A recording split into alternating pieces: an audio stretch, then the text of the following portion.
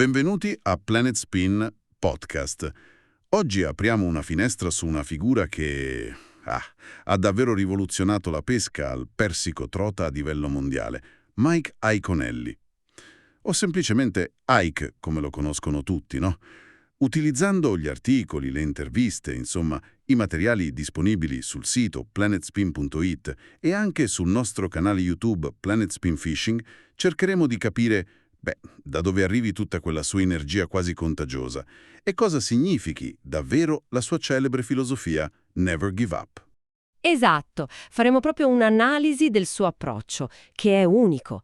Quel mix incredibile, sai, di potenza e finezza che lo contraddistingue da sempre. E ovviamente daremo uno sguardo approfondito alle sue esche preferite, quelle che lui stesso ha menzionato nei contenuti fatti con Planet Spin, specialmente quando è venuto qui in Italia. L'obiettivo è proprio distillare l'essenza di Ike, capire cosa lo rende un riferimento per così tanti pescatori. Quindi, insomma, preparatevi a scoprire come un pescatore originario del New Jersey, con uno stile per certi versi un po' anomalo rispetto alla tradizione americana, sia diventato un'icona globale, capace di ispirare anche noi pescatori qui in Italia. Perfetto, direi che possiamo iniziare questo nostro approfondimento. Allora, partiamo un po' dalle basi, no? Chi è Mike Iaconelli? La prima cosa che salta all'occhio leggendo la sua storia anche su Planet Spin è che non è proprio il prototipo del pescatore del sud degli Stati Uniti. No, per niente. Quello cresciuto magari in campagna, tra laghi e fiumi, lui viene da Runnymede, New Jersey, un contesto decisamente più urbano. Proprio così. E questo è un dettaglio, secondo me, non trascurabile. Potrebbe aver influenzato la sua prospettiva, sai? Il suo modo di approcciare la pesca quasi da outsider, diciamo. La passione però nasce in modo piuttosto classico, Da bambino, durante le vacanze estive sui Monti Poconos, pescando con il nonno e lo zio. Trote, panfish, insomma, le basi. Le classiche prime esperienze. Esatto. Ma il colpo di fulmine per il persico trota, come ha raccontato proprio lui in un'intervista per Planet Spin, arriva a 12 anni. Ah, il racconto di quel primo pesce è emblematico, vero? Un rapala originale galleggiante. Esattamente. La cattura di quel primo persico trota con quell'esca specifica fu, parole sue, il momento che cambiò tutto. Da lì è nata un'ossessione, ma in senso positivo, che lo ha portato a immergersi completamente in questo mondo. Non è solo la cattura in sé, capisci? Ma la scoperta di un predatore affascinante, di un tipo di pesca, molto dinamico. E poi c'è il suo grido di battaglia, quel Never Give Up, mai arrendersi, reso famoso in tutto il mondo da quella vittoria quasi cinematografica al Bassmaster Classic del 2003. Mamma mia, che momento! Ricordo ancora le immagini viste all'epoca, un'esplosione di gioia, di tensione, incredibile. Quel momento è davvero scolpito nella storia della pesca sportiva. E quella vittoria al Classic, che è l'evento più prestigioso nel mondo del bass fishing professionistico americano, organizzato da Bass, è stata forse la sua consacrazione definitiva, almeno agli occhi del grande pubblico. Ma non è stato un caso isolato, Guardando al suo percorso, come emerge anche dai resoconti su Planet Spin, vediamo una carriera di altissimo livello. Pensa che è l'unico ad aver conquistato la cosiddetta Triple Crown. Ah sì? Che comprende? Comprende il Bassmaster Classic, il titolo di Angler of the Year, cioè pescatore dell'anno bass, che premia la costanza su un'intera stagione, e il campionato della Bass Federation Nation, che sarebbe il circuito per dilettanti da cui lui è partito. Caspita, vincere in contesti così diversi, la pressione dell'evento singolo, la maratona della stagione intera e poi il percorso partendo dal basso, la dice lunga sulla sua completezza, sulla sua tenacia. Assolutamente. E le partecipazioni consecutive al Classic, 19 se non sbaglio. Sì, 19. E le vittorie nei circuiti maggiori, sia Elite Series che MLF, l'altro grande circuito professionistico, sono numeri che parlano da soli. Un percorso che lo ha portato, giustamente direi, nella Hall of Fame della pesca. Ma al di là dei trofei, cosa lo rende così popolare? Così influente anche qui da noi, come vediamo dall'entusiasmo che c'è sempre quando viene in Italia e dai contenuti su Planet Spin. Io penso c'entri molto la sua filosofia, il suo modo quasi elettrico, no? Di vivere la pesca. Sicuramente. Lui stesso, in un'intervista su planetspin.it, ha detto una frase che mi ha colpito molto. Non pesco esclusivamente il black bass, Tutto quello che abbocca mi piace. Ecco, questa frase secondo me è fondamentale per capire proprio la sua mentalità. Non è solo focalizzato sulla specie target da competizione, ma ha una passione, direi quasi onnivora per l'atto stesso del pescare, per la sfida con qualsiasi pesce. E questo amore a 360 gradi si traduce poi in un approccio agonistico che è estremamente versatile. Negli Stati Uniti è diventato famoso per il cosiddetto power fishing, la pesca di potenza. L'immagine classica di Ike. Esatto. Canne robuste, fili belli sostenuti, esche di reazione come crankbait, spinnerbait, jig, usate per coprire tanta acqua e provocare una reazione aggressiva nei pesci. Quella più adrenalinica, diciamo. Ma sarebbe un errore fermarsi lì, vero? Ho sempre trovato affascinante, seguendo i contenuti che lo riguardano su Planet Spin, la sua capacità di passare con una naturalezza incredibile a tecniche, diametralmente opposte. Quelle di finesse, di finezza. Concordo pienamente. Penso al drop shot, al Ned rig. Quando il gioco si fa duro, lui tira fuori un'abilità quasi chirurgica. E questa capacità di cambiare pelle è forse la sua dote più grande. E si lega, secondo me, in modo indissolubile al motto Never Give Up. Ah, è interessante questo collegamento. Sì, perché non significa solo stringere i denti quando non si cattura, ma avere l'apertura mentale per mettere in discussione le proprie convinzioni, per cambiare radicalmente approccio se le condizioni lo richiedono. Significa in pratica non arrendersi all'idea che esista un solo modo giusto di pescare in una data situazione. È una lezione di umiltà e anche di intelligenza applicata alla pesca. E a proposito di adattamento, è interessante quello che ha osservato durante la sua visita in Italia, riportato anche su Planet Spin. Ha notato delle similitudini, per esempio, nell'approccio alla pesca dentro le cover intricate. Vero? Ma anche delle differenze. Ha percepito una nostra tendenza, forse più marcata rispetto agli US, verso approcci più di finezza, più leggeri. Che ne pensi? Penso sia un'osservazione acuta, sì. Magari deriva dalle diverse pressioni di pesca che abbiamo qui, o dalle dimensioni medie dei pesci, o proprio dalle caratteristiche dei nostri ambienti. Lui però non l'ha vista come una critica, ma come una constatazione interessante. E parlando di adattamento ha dato un consiglio molto mirato per la pesca autunnale, valido ovunque. Come abbiamo letto su Planet Spin, ha definito la ricerca del pesce foraggio in autunno la sua ossessione. Sì, mi ricordo quell'articolo. Diceva che capire dove si sposta e si concentra il foraggio è tipo il 90% del lavoro in quella stagione. Esattamente. Individuare le palline di piccoli pesci, le zone dove stazionano, significa trovare i predatori che li seguono. Sembra banale detta così. Sembra facile. Ma applicarlo con costanza e metodo, come fa lui, fa davvero la differenza tra una giornata mediocre e una memorabile. Specialmente in autunno, quando i pattern cambiano così rapidamente. Bene, abbiamo parlato di filosofia, di approccio mentale, ma i pescatori, si sa, amano parlare di esche. Quindi immergiamoci un po' nell'arsenale di Iaconelli, sempre basandoci su quello che ha condiviso tramite Planet Spin.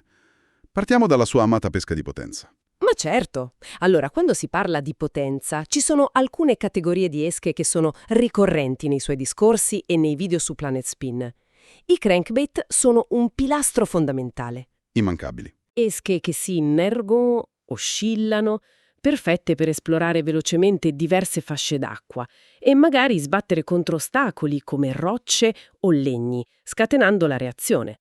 Ricordo che in un contenuto Planet Spin sulla pesca autunnale avanzata ha menzionato l'importanza di usare crank che raggiungano profondità specifiche. Citava i Berkeley Dime, che lavorano tra i 6 e i 15 piedi, quindi circa 2-5 metri, per seguire i persici, trota che magari scendono più fondi con il calo delle temperature. Ah, quindi non un crankbait qualsiasi, ma proprio quello giusto per la profondità dove si presume stazionino i pesci e il foraggio in quel momento.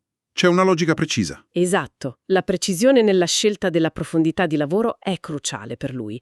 Poi gli spinnerbait, un classico intramontabile che non manca mai nel suo arsenale. Ottimi per imitare piccoli branchi di pesciolini grazie alle palette rotanti e per essere usati dentro o attorno alle cover.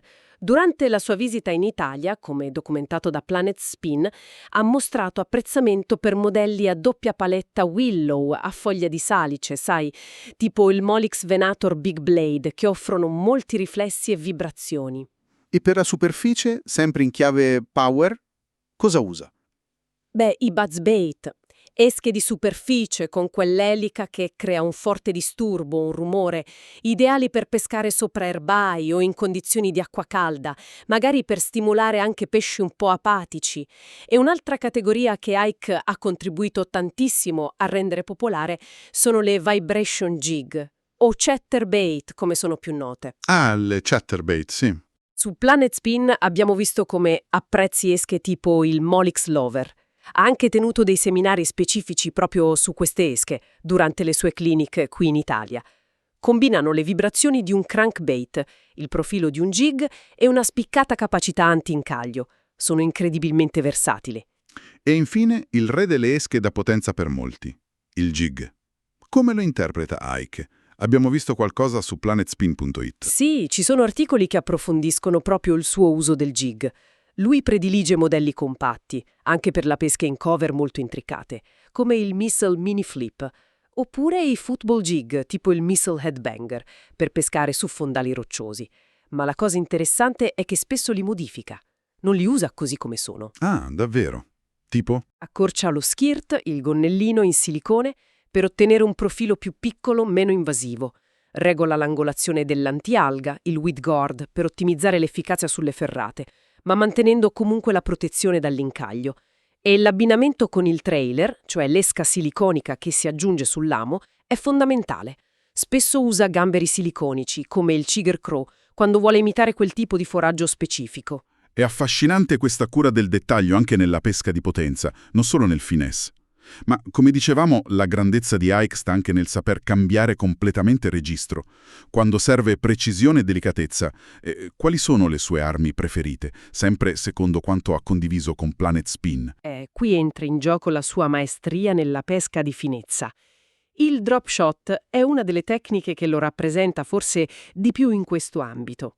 Nei video didattici realizzati o discussi su Planet Spin si nota una precisione quasi maniacale, direi.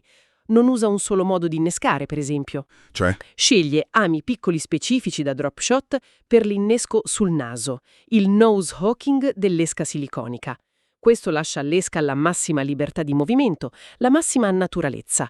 Ideale in acque libere o con pesci molto sospettosi. Ok, ma se deve pescare in mezzo agli ostacoli, il nose hooking lì non funziona. Cambia approccio. Vedi, utilizza ami a gambo dritto, straight shank, o piccoli ami da offset per realizzare un innesco Texas rig anti-incaglio, anche con esche molto piccole. Questo gli permette di presentare un'esca finesse, magari un piccolo verme siliconico come il Berkeley Flatworm o il Waterbug, proprio dentro un cespuglio o vicino a un tronco sommerso, dove altri approcci, magari più potenti, fallirebbero. La scelta dell'esca poi è vasta. Vermi sottili, piccole creature, shed, dipende sempre da cosa vuole imitare. E la presentazione è fondamentale.